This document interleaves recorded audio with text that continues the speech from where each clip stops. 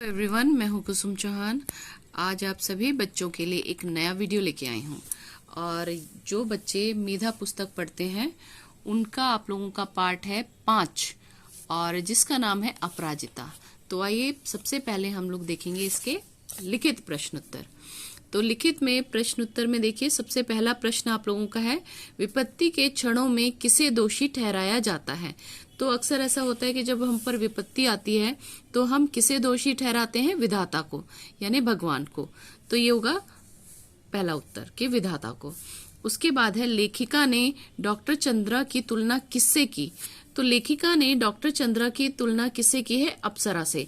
तो अगर आप देखना चाहते हैं कि उत्तर आप लोगों का किस पेज पर है तो देख सकते हैं, पेज नंबर 37 निकालिए। तो 37 पर है, यहाँ ऊपर देखिए कि अति अमानवीय धैर्य एवं साहस से झेलती है बित्ते भर की लड़की मुझे किसी देवांगना, देवांगना का अर्थ होता है अप्सरा, से कम नहीं। तो उन्होंने किससे की है? लेखिका ने डॉक्टर चंद्रा की तुलना देवांगना से यानी अप्सरा से की है। उसके बाद है प्रश्न नंबर 3, लेखिका डॉक्टर चंद्रा की किस क्रिया को नित्य देखती थी।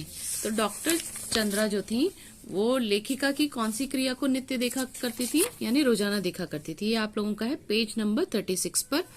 तो यहाँ पर है, मैं फिर नित्य नियत समय पर उसका यह विचित्र आवागमन, आवागमन का अर्थ होता है आना जाना, देखती और आश्चर्यचकित रह जाती, ठीक जैसे कोई मशीन खटखटाती अपना काम किए चली जा रही हो। यानी कि नित्य वो क्या देखा करती थी? डॉक्टर चंद्रा के आवागमन को देखा करती थी, आने जाने को। उसके बाद है यहाँ पर, मदर ने क्या कहकर डॉक्टर चंद्रा को स्कूल में प्रवेश नहीं दिया। तो डॉक्टर चंद्रा को स्कूल में प्रवेश किस लिए नहीं मिला था?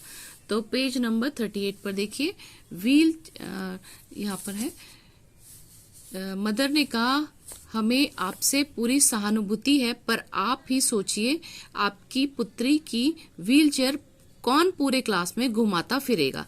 तो ये मदर ने कहा था और एडमिशन देने से इनकार कर दिया था। तो ये था आपका उत्तर नंबर 4। अब है अगला प्रश्न है, डॉक्टर चंद्रा को देखकर लेखिका को किसका स्मरण हो आता था। तो डॉक्टर चंद्रा को देखकर लेखिका को युद्ध में डटे राणा सांगा का स्मरण हो आता था। यहाँ पर है, इसका उत्तर आप देख सकते हैं पेज नंबर 39 पे ऊपर की तरफ है। ये देखिए, युद्ध क्षेत्र में डटे राणा सांगा का ही स्मरण हो आता था। ये है आपका उत्तर नंबर 5। अब है आप लोगों का अंतिम प्रश्न, पाठ की लेखिका कौन है। तो पाठ की लेखिका जो है वो है शिवानी जी। तो इसका उत्तर भी यहाँ पे लिखा हुआ है, आप लोगों ने पाठ तो पढ़ लिया होगा, तो शिवानी जी। तो अब आते हैं हम लोग, मौखिक के तो हो गए, लिखित के प्रश्न उत्तर देख लेते हैं। तो लिखित का प्रश्न है पहला, हमें अपने जीवन की रिक्तता कब छोटी लगने लगती है। तो हमें अपने जीवन की रिक्तता कब छोटी लगने लगती है, इसका उत्तर है आप लोगों का पेज नंबर 36 पर।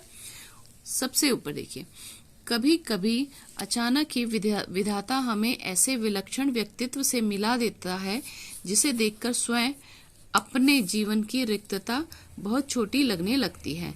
तो यह है आप लोगों का उत्तर नंबर 1। उसके बाद है प्रश्न नंबर 2 लिखित का, डॉक्टर चंद्रा की गर्दन का निचला हिस्सा कैसे निर्जीव हो गया था। निर्जीव यानी काम करने योग्य नहीं रहना। तो ये है आप लोगों का 38 पेज निकालिए, वहां पर देख सकते हैं, जब इसे सामान्य ज्वर के चौथे दिन यानी 4 दिनों तक उनको ज्वर आया था, बुखार आया था, दिन पक्षाघात हुआ। पक्षाघात का अर्थ होता है लकवा मार जाना हुआ। तो गर्दन के नीचे इसका सर्वांग अचल हो गया, यानी कि काम नहीं करने लगा। तो ये होगा आप लोगों का उत्तर नंबर 2। उसके बाद है ग, डॉक्टर चंद्रा के प्रोफेसर ने उनकी माता को वीर जननी क्यों कहा। डॉक्टर चंद्रा के प्रोफेसर ने उनकी माता को वीर जननी क्यों कहा। इसलिए कहा था, यहाँ पे देख सकते हैं पेज नंबर 38 पर यहाँ लिखा है, ऊपर ही देखिए। उन्होंने क्या किया था, 25 वर्ष तक इस सहिष्णु महिला ने पुत्री के साथ साथ कैसी कठिन साधना की और इस साधना का सुखद अंत हुआ 1976 में, जब चंद्रा को डॉक्टरेट मिली माइक्रोबायोलॉजी में। अपंग स्त्री पुरुषों में इस विषय में डॉक्टरेट पाने वाली डॉक्टर चंद्रा प्रथम भारतीय हैं। तो उन्होंने भी उनके साथ बहुत कठिन परिश्रम किया था अपनी बेटी के साथ, इस वजह से उनके प्रोफेसर ने उन्हें अद्भुत साहसी जननी कहा था। उसके बाद है आप लोगों का घ।